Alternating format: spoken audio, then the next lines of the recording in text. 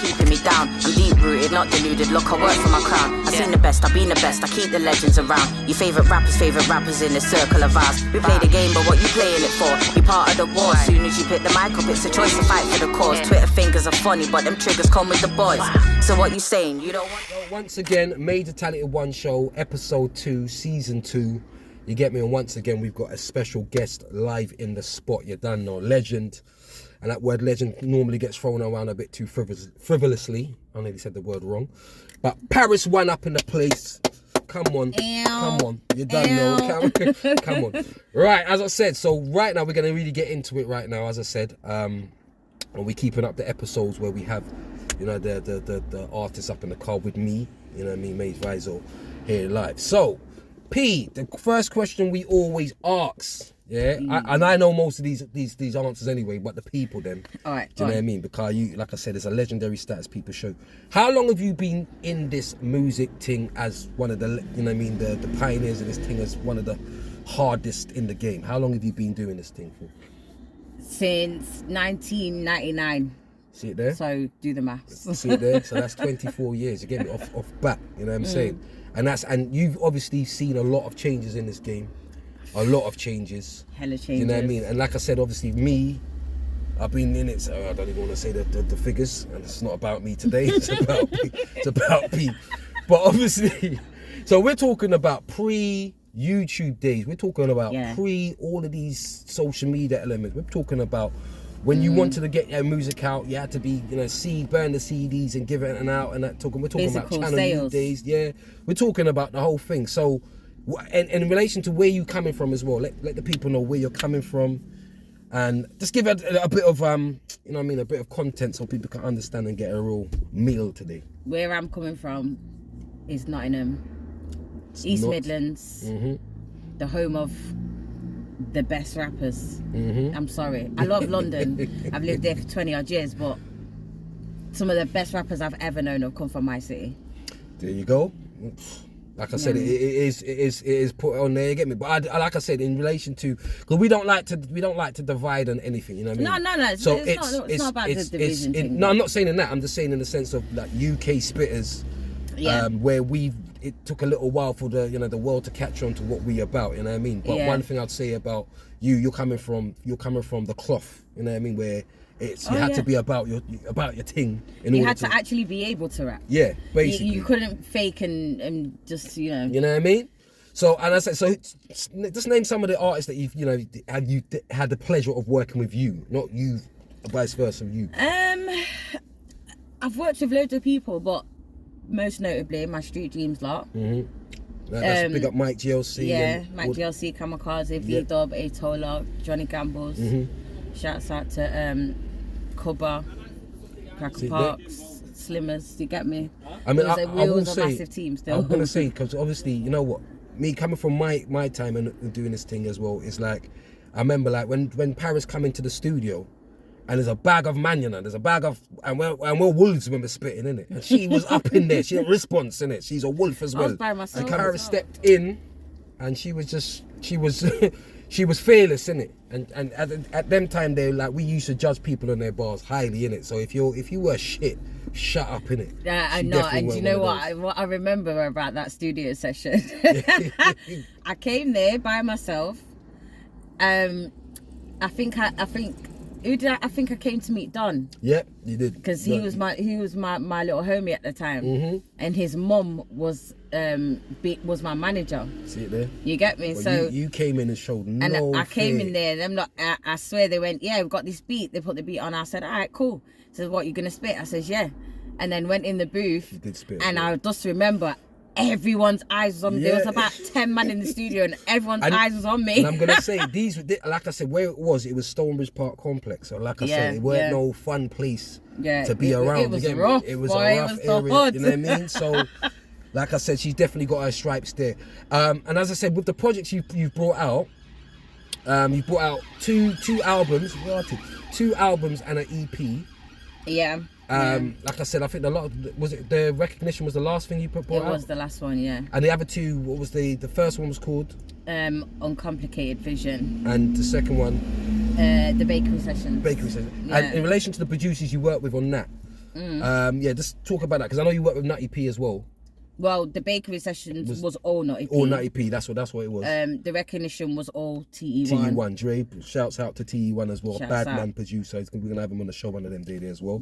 Listen. You know what I mean? Listen. You know what I'm saying? The level of talent there is stupid. Yep, definitely. When it comes to TE1. I'd say, because even though Joe Spesh, it's my cousin, my Yeah, Cody. Spesh's EP was produced by TE1. Spesh's EP was produced by TE1. Go check that out. Yeah, and definitely go and check that out. You know what I'm saying?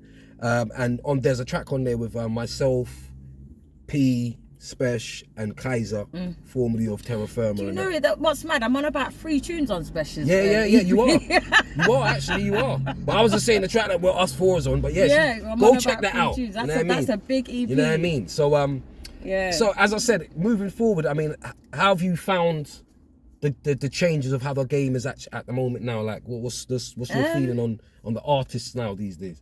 I like for me, as everyone wants to say, I'm old school in it, but musically I definitely am, because when it comes to the new shit, I don't really listen to it in my house, and like my son doesn't listen to it. You get me? So I just hear it.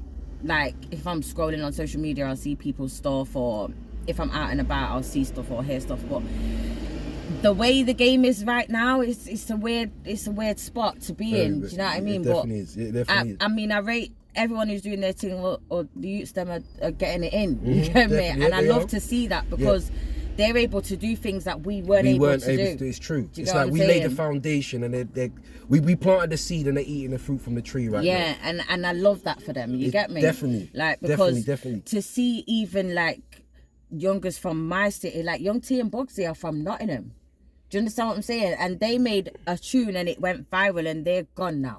See it there? Do you understand what I'm saying? But we never had them things. We never didn't. had viral in these things. We definitely didn't have viral at all. Like, the only way you could go viral was by being on Oxford Street and something happening. It's true. And it was It's drama, and everyone was talking about it back in fucking BBM days. BBM days. Do you know what I the mean? BB Even pin. before that, like, even before BBM days, you get me? The only way to get your stuff out to a mass amount of people was to be out flyering or handing out them little promo CDs. Or if you had, because obviously them samplers. samplers. And the radios, I mean, obviously we had Westwood show going on, and we had 279 show going on, and it was all political. I was a 279 girl. I'm sorry. You know what? I was, because obviously the 279 was at Friday at a certain time, and then when it locked off, that's when Westwood came in. So it kind of went. Yeah, but the difference was 279 was a real DJ. Yeah.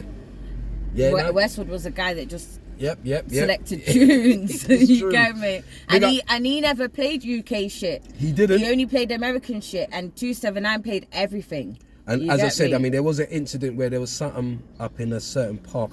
Some part in South, and us man were there, and that was actually the time when Westwood got shot. We actually saw we was in the car, and we actually saw the bikes going past after they'd done it. So, and that was because the man weren't playing we weren't playing our thing. Do you know what I mean? And that which brings me on to obviously there's a Channel U documentary, and they were very naughty because they did. Like I said, they never represented, they never put Pariz. She's one of the pioneers on there as well. She was one of the people, the street dreams thing. But you know, we don't beg it, but I'm just saying, flowers where flowers is due. I feel you, but you see, upon reflection of watching that documentary, I get it, innit? Like, they told the story of Channel U, but Channel U, after a while, was largely a grime station. It was everybody else was getting there. In saying that though, because obviously it birthed. I mean, I could go through bloody names. I mean, you had Klashnikovs, you had Chung Family, you had various other artists. You know what I mean? Where they had their tunes on there. But yeah, the grime thing it was a very largely inherited. But them man had their spot on the documentary though. This is what I'm saying. Yeah. So everyone was talked about. But there was notable. Let's put it like this: it was a good documentary. It's very well put together. They had a lot of information for people that might not necessarily be familiar with our scene. You get me? And it shows them a lot of the people that began their careers and where it began. You get me? Yeah, and true. how it progressed for them over the years. However, they left out a lot of real notable people. They did. Which ruffled a few feathers But you know, I'd at the say- end of the day, it is what it is. If people want to tell another side to the story, because there's always three sides to a story. You know what I'm saying? Their So side or your side and the truth. But it's there once you again, go. because I'm thinking to myself, I mean, inevitably there will be another Channel U documentary. There will. But it'll be made by somebody else.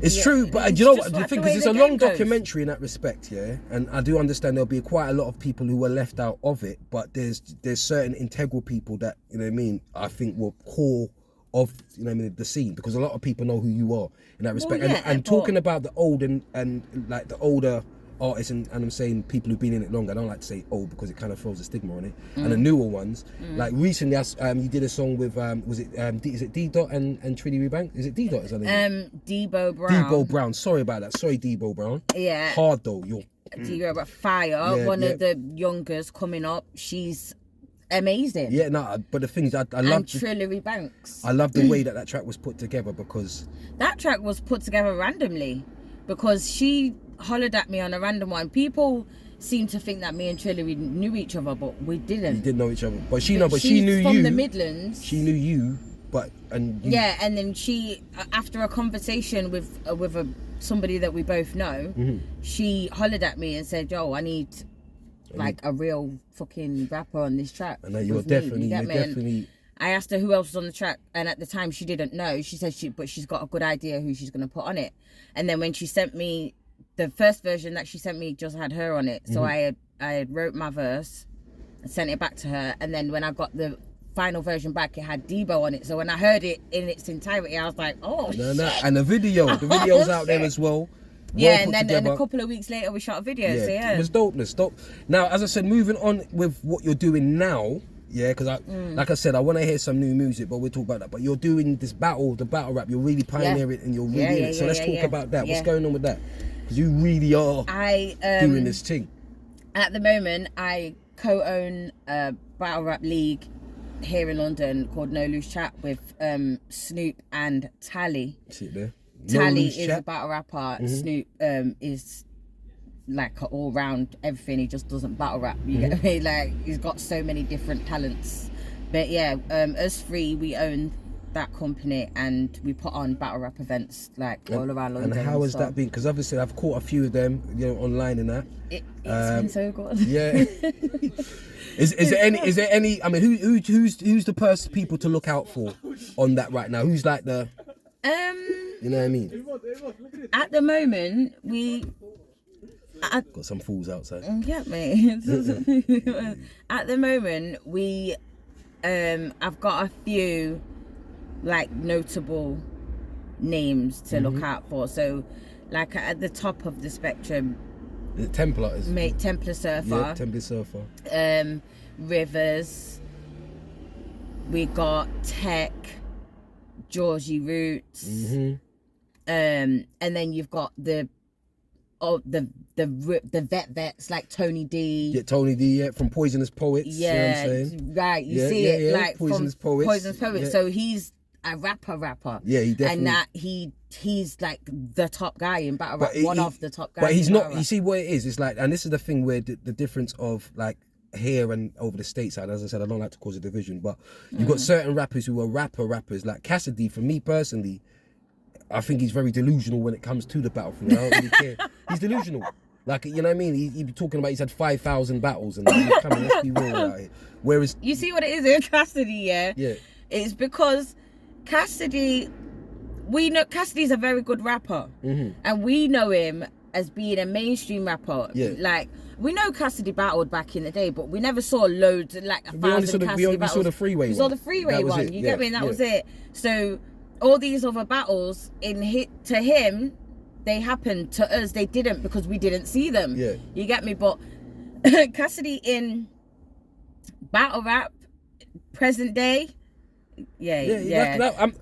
As I said, he's a spitter. Don't needs get me to wrong. hang it up still. He's a spitter, but as I said, so the reason why I brought that, because Tony D, like the way that we've come up in this game and the way that the real MCs over here have come up, we have to be about the craft in the sense we've clashed. It's one of those kind of things. Yeah. So therefore, that's why I rate him more highly in that, because I've seen a few of his battles as well. Here, the difference is though, is that a lot of these men are just battle rappers. Yeah. A lot of them don't actually rap outside of battle rap.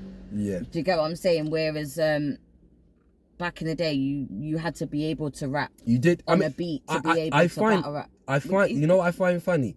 Is even like a lot of battle rappers can't make songs. It's weird because the thing, obviously, to memorize the whole 3 rounds and however long it is it's a talent within itself. So yeah. do you know what I mean? And as I said, one of the crushing moments I've ever saw was when Disaster battled Cannabis and Cannabis took out the pad. That was a total tombstone. That was different. You know what I mean? Like that was bad for Cannabis. Very bad. Very bad. Very bad. Like you get that eek moment when you're like, oh shit. Yeah, because you was just cringing for him like it was you. The man. I was cringing for him.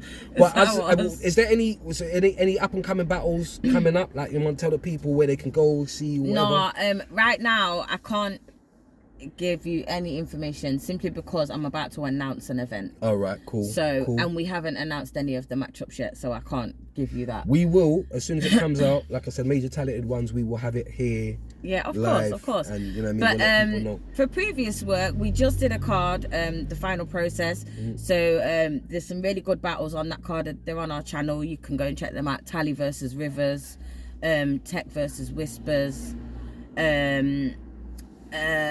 Villain versus Black Tea, but that is on the Premier Battles channel. See it there. So there's a lot of battles. Just type it in just at No Loose Chat. No Loose Chat. Like I said, we'll put that up on the screen as well. And you've got the Instagram page of that and all the other pages. Yeah, for it. Instagram, so Twitter, TikTok. Yeah. Whatever social media you can think of, we're on it. We'll have it on the screen. It'll be on the screen round about here. You can see it. And also Paris's one. Yeah, you can Instagram. You do the thing. Point where it's going. Follow me. Here. Yep. On Instagram. Yep. At the Flyest Pariz. The Flyest Pariz. Legendary. Yeah. Right. Another part of the show, obviously, what the show really is also about. Not only giving flowers to the people that need to be given flowers to. Yeah. But it's a show where we try and have artists that every time even you go on the Instagram, every time you see on the YouTube, you see an artist that you might not have known about, and you know what I mean, they're doing their thing, but you know what I mean, the general populace don't know the person yet in the way they should. Mm-hmm. So we're gonna play an artist here, and we're gonna, you know what I mean, Pariz has selected this artist as well. You know what I mean? She selected the artist, so we're gonna play that. I'm going to get back and we're going to talk about that, and then, you know what I mean, we're going to keep it moving, so we're done.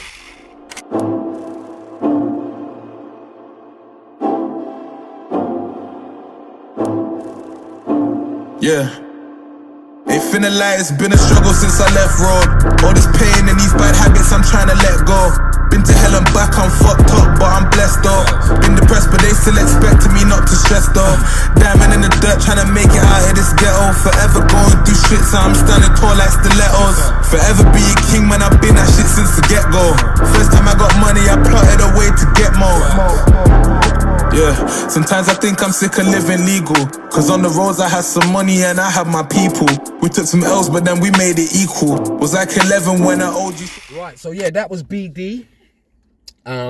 Dope. Yeah. You know what I mean? We don't have nothing but dopeness on here, you know what I'm saying? And I mean, what's your thoughts on that, on that artist there, Pariz, as well? What that is, BD is one of my best friend's younger brothers. So he's basically family to me. Familia. And he's so talented, it is stupid.